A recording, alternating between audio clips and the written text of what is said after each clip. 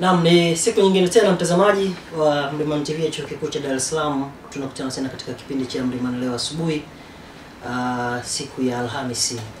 Na mimi naitwa Silvano Kaela katika kipindi hiki ambacho kimekuwa na sehemu muhimu ikiwemo sehemu ya Yasemavyo Magazeti, ambapo mwenzangu John Petro alikuwa hapa kujuza zile dondoo zilizojitokeza kwenye magazeti kwa siku hii ya leo. Lakini pia tuna sehemu ya Jahala, sehemu ambayo inatukutanisha na wageni mbalimbali tunaoalika hapa studio kwa mazungumzo, na hii inatokana na mada mbalimbali tumekuwa tukiziandaa hapa studio. Tukumbuke kuwa leo ni siku ya wafanyabiashara ndogo ndogo na zile biashara za kati. Kwa mujibu wa kalenda ya Umoja wa Mataifa wameweza kutambua kundi la wafanyabiashara. Kwa hiyo ninaye hapa Beni Mwambela, yeye ni mkurugenzi wa New Leaf Consulting. Kwa hiyo wao kama wadau wamekuwa wakihusika moja kwa moja na wafanyabiashara.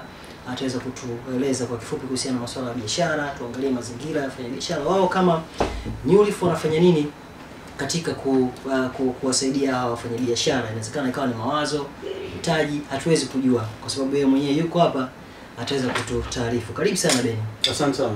Sawa, katika siku hii ya wafanyabiashara ndogo na wafanyabiashara za kati. Lakini kabla kuja kuangalia haya yote, ni vyema tukafahamu kwanza New Leaf Consulting na husika na nini. Asante sana wanasema. Mimi naitwa Beni Mwambela, ni mkurugenzi kutoka New Leaf Consultants and Training Company Limited, ambao tumejikita zaidi na kuwasaidia wafanyabiashara kuanzia startup, wale wanaoanza lakini waliopo kwenye biashara, na wale ambao wanataka kukuza zaidi biashara zao. Na tumekuwa tunafanya hii kazi chini ya shirika la umoja wa kimataifa kwa maana ya ILO, International Labour Organization, shirika la kazi. Tumekuwa tunafanya kwa muda wa zaidi wa miaka 10 sasa. Lakini lengo kubwa ni kumuinua huyu mfanyabiashara kutoka kwenye point moja kwenda point nyingine. Kwa hiyo tunatoa sasa mafunzo kwa jinsi gani ambavyo anaweza akaikuza biashara yake au akaanzisha biashara yake. Hiyo ndio sehemu kubwa ambayo tumejikita hasa kuwasaidia wafanyabiashara. Na mna muda gani toka mwanze hiyo shughuli? Sasa ni mwaka wa 10. Katika siku hii ya wafanyabiashara ndogo na biashara za kati ambayo tumeona siku ya Umoja wa Mataifa wenyewe wameweza kuwatambua. Tafsiri sahihi ya mfanyabiashara ni ipi? Nashukuru. Kwa kiasi kikubwa sana hasa hapa nchini kwetu watu wanashindwa kutofautisha kati ya mfanyabiashara na mjasiriamali. Na hii tatizo kubwa linaanzia hapo. Mfanyabiashara ni nani, mjasiriamali ni nani? Kwa hiyo utakuta mtu yeyote ambaye anafanya kitu kidogo kidogo anaitwa mjasiriamali. Lakini ili mtu aitwe mfanyabiashara au biashara iweze kutokea, lazima kuwe kuna kitu kinachoitwa profit. Kama kuna mtu yeyote anafanya biashara na hakuna profit, huyo bado hajawa mfanyabiashara. Na wengi sana ukiangalia katika nchi yetu hapa hatujafika kwenye level ya ufanyabiashara. Wengi tuko kwenye tunaita commerce, mahusiano yaliyopo kati ya mnunuzi na muuzaji. Yale mahusiano ndo mengi yapo, lakini kama watu hawatengenezi faida katika biashara zao, bado hawajawafanya biashara. Kwa hiyo kuna ngazi za kufika kwenye ufanyabiashara. Chini kabisa tunasema ni mahusiano yaliyopo, ambao sehemu kubwa sasa hizi SMEs ziko hapa. Almost 90% ya biashara ndogo ndogo ziko hapa. Wana mahusiano tu mazuri. Yaani unaweza ukaja ukanunua kitu ukanipa pesa nikakupa bidhaa, hayo ni mahusiano. Ukifika sasa ile ngazi ya kutengeneza faida, tunasema mfanyabiashara. Na ufanyabiashara haijalishi umekuwa kwa kiasi gani. Kama huwezi kufanya katika different way, wewe bado ni mfanyabiashara.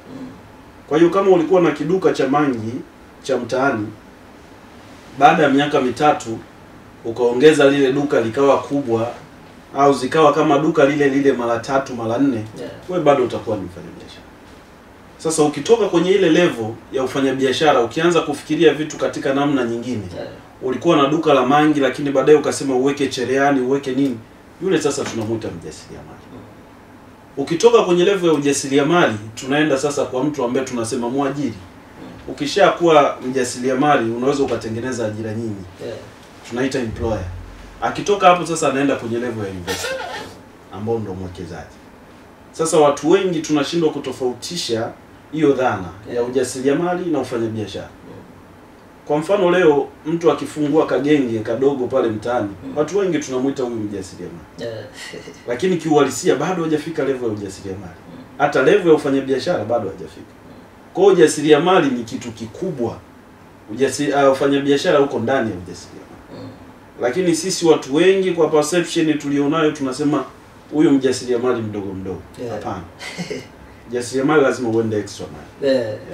Lakini tukiangalia kwenye hiyo mfanyabiashara mwenyewe, tumeona hata wenyewe siku ya Umoja wa Mataifa wamejaribu kugusa mfanyabiashara mdogo na wakati. Utofauti kati ya mfanyabiashara mdogo na wakati ni ipi? Okay. Kuna tofauti kubwa kati ya mfanyabiashara mdogo na wakati.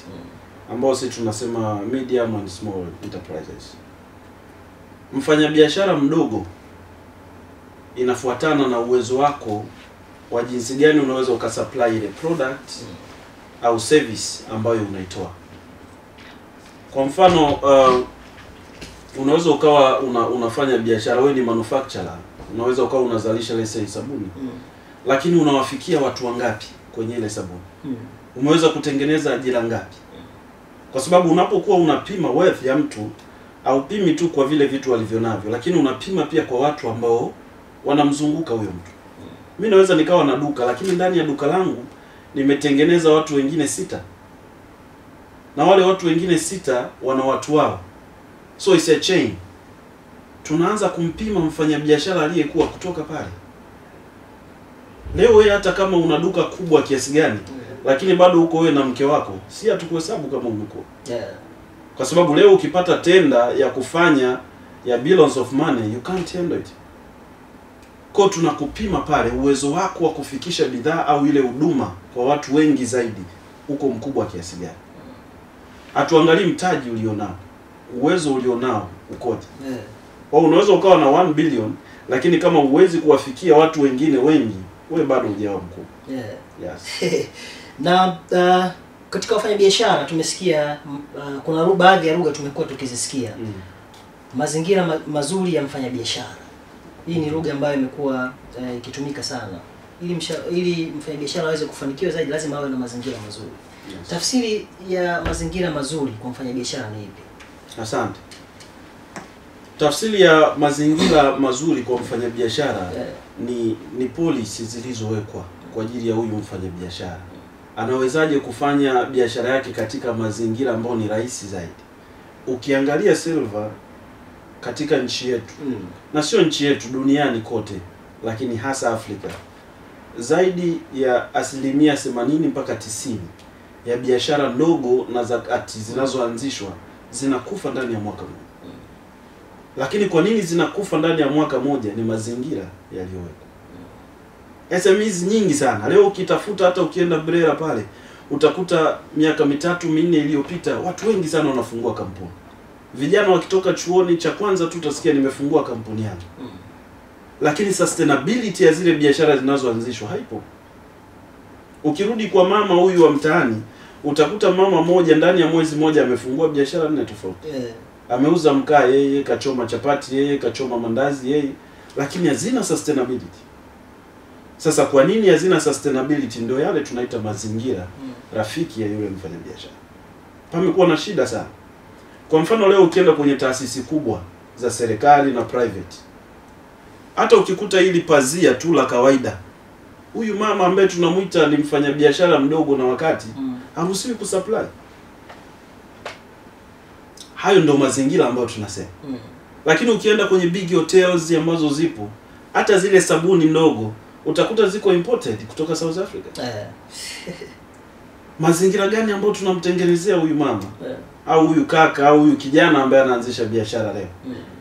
Ni magumu sana, na kila ukienda kumuuliza mtu atakwambia ni swala la QQT, quality quantity time, kwamba hawawezi kudeliver kwa muda, lakini product zao ziko chini ya kiwango, lakini hata ukimpa basi hiyo nafasi hawezi kufanya kwa kile kiasi.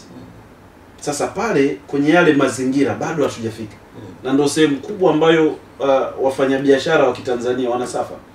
Ukitafuta watu walioanzisha biashara Silver ni wengi sana. Lakini sustainability ya zile biashara hakuna.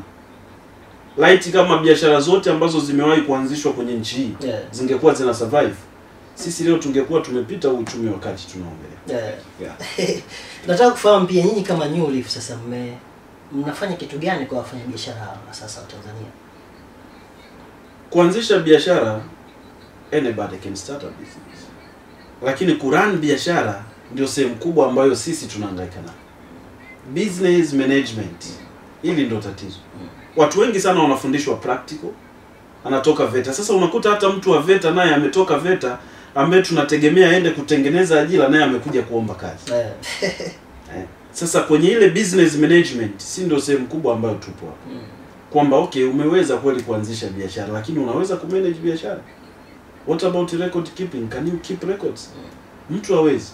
Sehemu kubwa ambayo inatuangusha kwenye biashara zetu na kwenda kwenye uchumi ambao tunaongelea ni business management. Kazi sana business management. Sasa sisi tumejaribu sasa kutengeneza roadmap. Jinsi gani unaweza sasa ukamanage biashara yako. Cha kwanza tumeangalia kwa yule mtu ambaye anataka anzishe biashara. Biashara kubwa na nyingi ukipita leo, nenda tukafanye research Kariakoo. Nenda kapite kwenye maduka 3 au 6 ya mwanzo.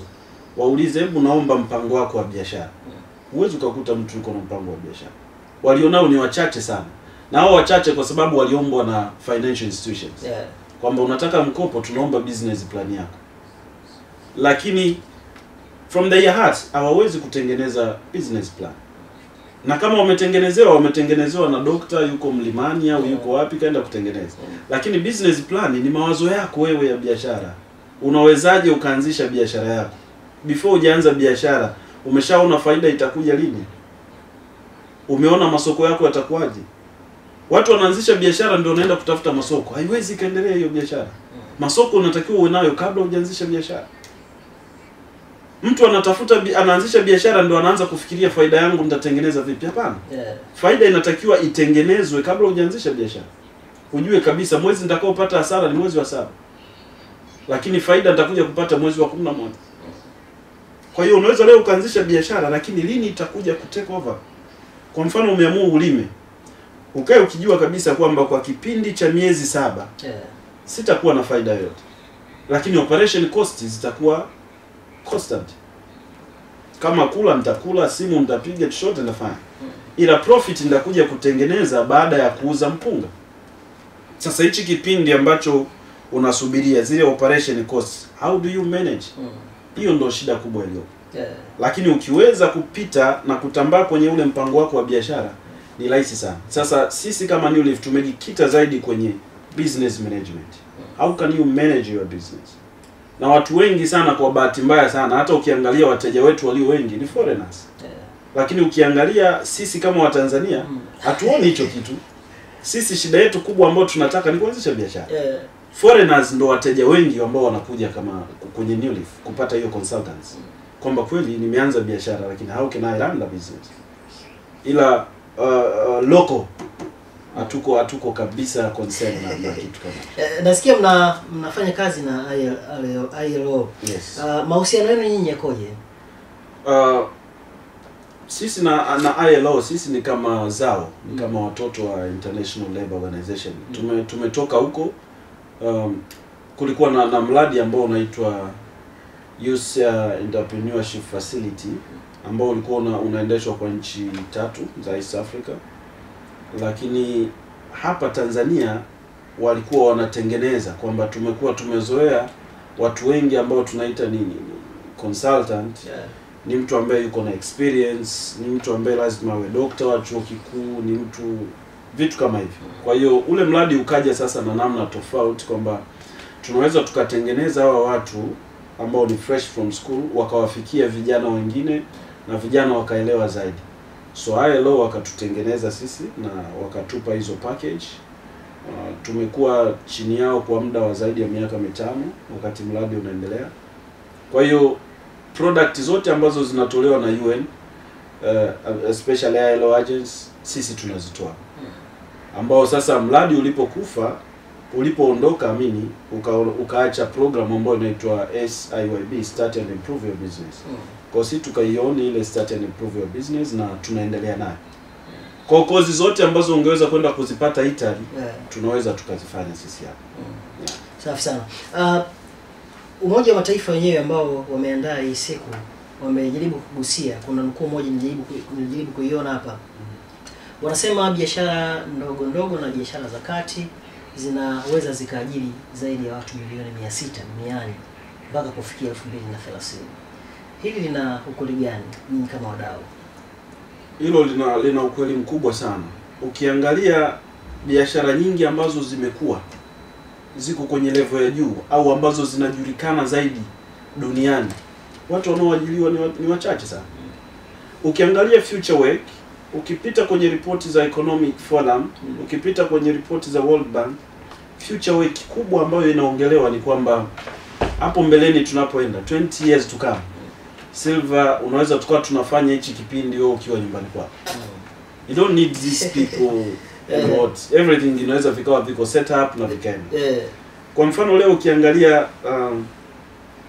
Facebook au Instagram inaingiza billions of money kwenye Instagram.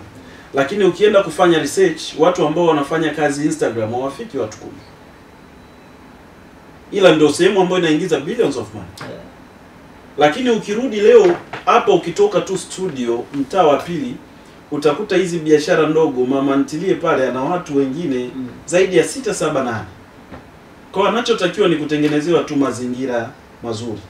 Anaweza akatoa ajira nyingi zaidi kuliko mtu mwenye kampuni kubwa, kwa sababu mtu mwenye kampuni kubwa teknolojia inakuja ina take over.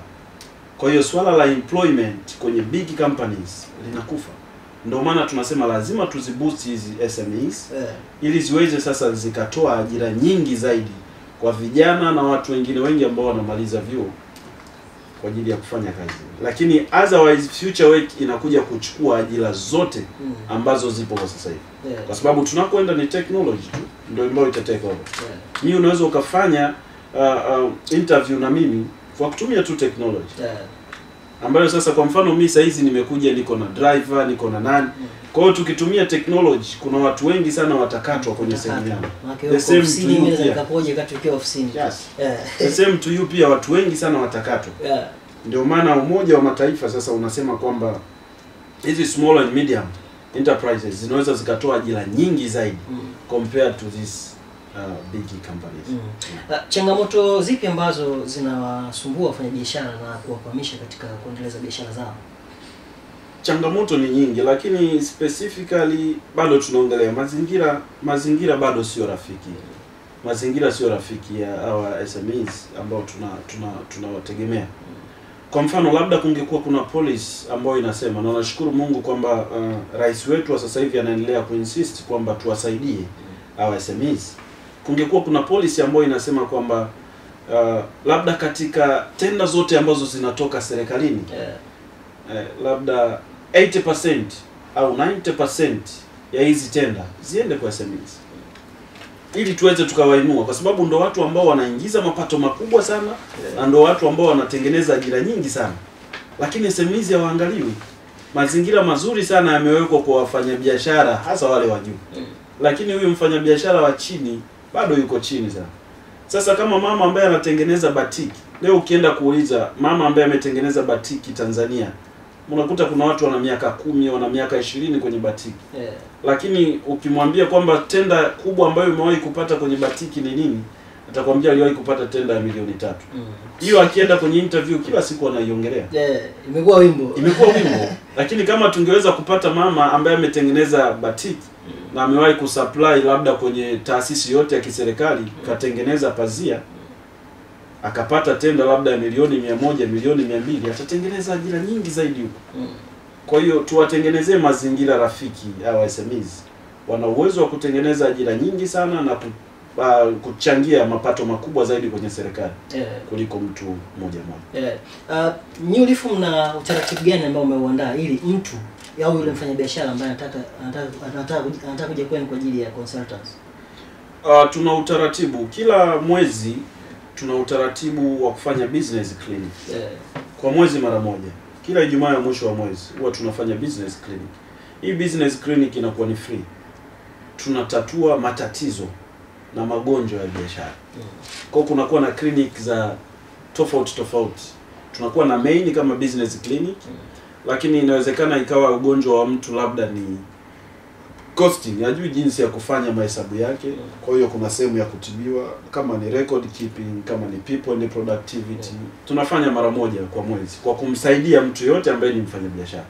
Lakini tunazo hizi consultation za daily ambazo ukifika pale ofisini kwetu kuna utaratibu jinsi gani biashara yako unataka ikue, jinsi gani biashara yako unataka itanuke, na kama unataka partnership, unataka ufanyaje, lakini kikubwa ni business management. How can you grow through that business? Na mipango yenu ikoje kwa mikoani? Inawezekana mko Dar es Salaam kama mnafikiria kwamba kuna wafanyabiashara wengi wanatakiwa kuhudumia Dar es Salaam, lakini wapo wengi zaidi mikoani ambao wanahitaji huduma hiyo. Mipango yenu ili kuwafikia watu kama hao ikoje? Kwa taarifa tu Mr. Silva ni kwamba as New Leaf, as SYB tuko Tanzania nzima. Kwa sababu sisi huwa tunafanya kila baada ya mwaka moja, huwa tunatengeneza consultant ambao tunatoa kila mkoa. Kwa leo ukienda Zanzibar ukitaka huduma utapata, ukienda Mwanza, ukienda sehemu yote. Hapa ni headquarter tu, lakini we are all over Tanzania. Na mwitikio ukoje kwa clinic ambayo mmeitoa? Bado nasisitiza bado tuko nyuma sana kama Watanzania. Hasa katika swala la ushauri.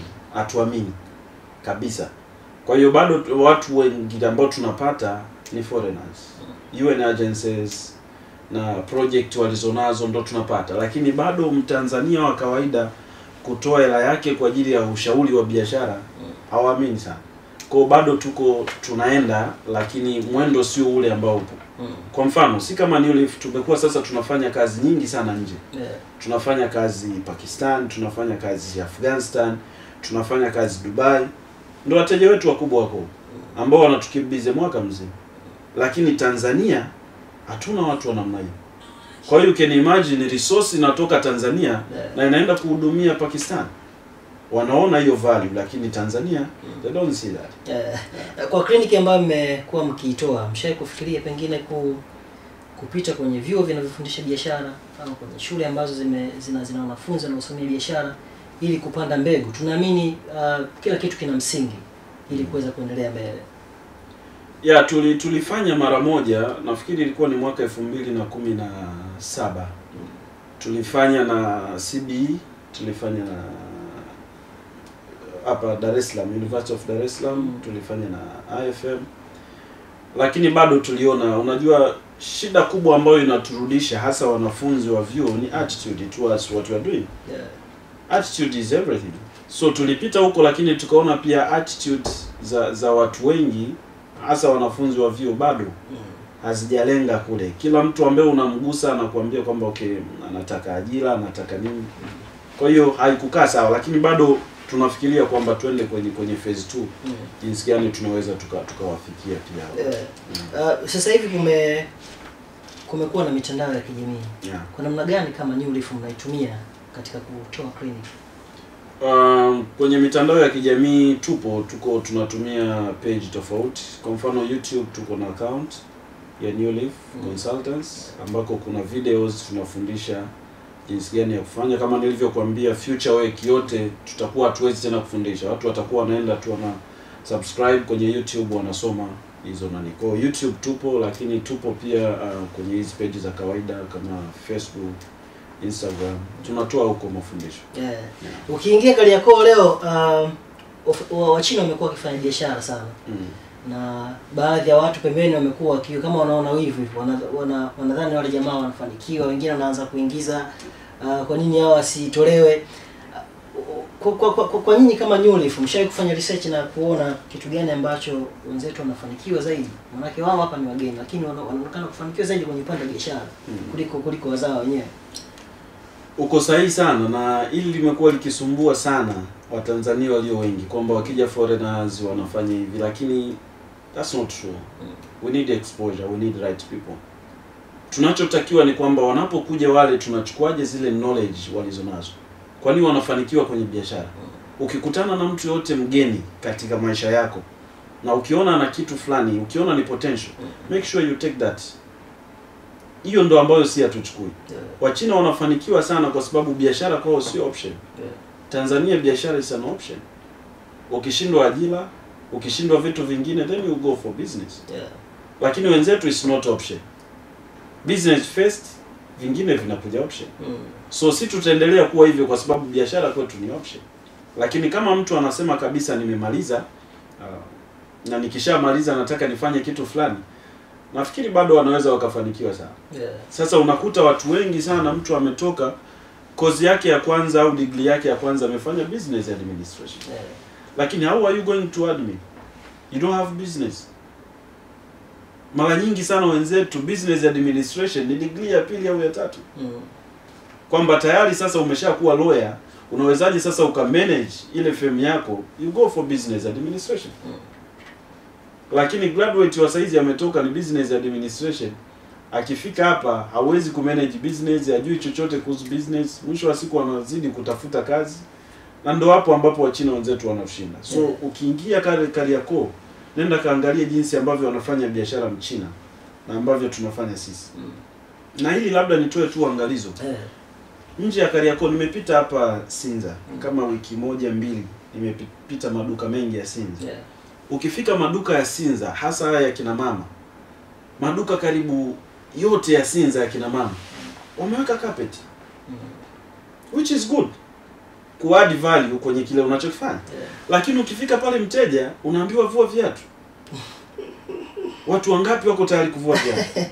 Na nikawa naongea na dada moja nikamwambia kweli nataka ile nguo ya mtoto lakini I'm not ready kuvua viatu. Akaniambia kaka, sasa huu ndo utaratibu wetu. So yuko tayari apoteze mteja kwa sababu ya kuingia na viatu kwenye ndani. Sasa kuna vitu vingi ambavyo tunaviona ni minor lakini vina impact kubwa sana kwenye biashara. Mimi nikushukuru, labda tu nikupe nafasi ya kuongea la mwisho kwa mtazamaji, lakini pia ili waweze kuwapata New Leaf, wapate taratibu gani na mawasiliano pia. Asante. New Leaf kama New Leaf tumejikita kama nilivyosema kuhakikisha kwamba tunainua biashara. Tunanunua biashara za SMEs lakini pia hata biashara kubwa. Kwa hiyo pamoja na kwamba tunafanya kuinua biashara lakini tunaangalia pia kwenye miradi ambayo kama kuna mtu anataka kuibua mradi, sisi kazi yetu ni kufanya hiyo project management. Lakini pia tunaangalia kwenye mambo ya mahusiano kwa maana HR solution, mahusiano ya makazini. Lakini tunaangalia kwenye hizi corporates jinsi gani wanaweza wakawa na hizo vitu vya teamwork, customer retention na vitu vingine. Kwa ili ukiweza kutaka kutupata, sisi tuko jengo la Sayansi mtaa wa nyuma, New Leaf Consultants, na mawasiliano yetu ni unaweza kutafuta kwa namba za simu 0713 380 889, na unaweza ukapitia pia kwenye page zetu za Instagram New Leaf Consultants utatukuta, lakini YouTube pia pamoja na Facebook. Nashukuru sana. Mtazamaji, ni Benny Mwambela, yeye ni mkurugenzi wa New Leaf Consultants, na tulikuwa tunazungumzia mambo mengi kuhusiana na biashara, ikiwa ni siku ya wafanyabiashara ndogo na za kati, siku ya Umoja wa Mataifa. Kwa hiyo tumeweza kuzungumza vitu vingi ikiwemo mazingira mazuri ya mfanyabiashara, lakini tumeona tofauti ya mfanyabiashara mdogo na mfanyabiashara wa kati, changamoto na pengine wao kama New Leaf sasa wanafanya nini, ameweza kuzungumza. Sina la ziada katika Jahala, katika sehemu ya SMF Magazeti. Ni sehemu ambayo tumeanza nayo, alikuwa mwenzangu John Petro, lakini kwenye Jahala ni Benny Mwambela ndiye alikuwa mgeni wangu, na tumemalizana kwa kuzungumzia wafanyabiashara na kuangalia changamoto zao, lakini na namna ambavyo wanaweza kuziepuka hizo changamoto. Mimi naitwa Silvano Kaela, kwa niaba ya wenzangu wote walioshirikiana nami, asante na kwaheri. Nashukuru sana.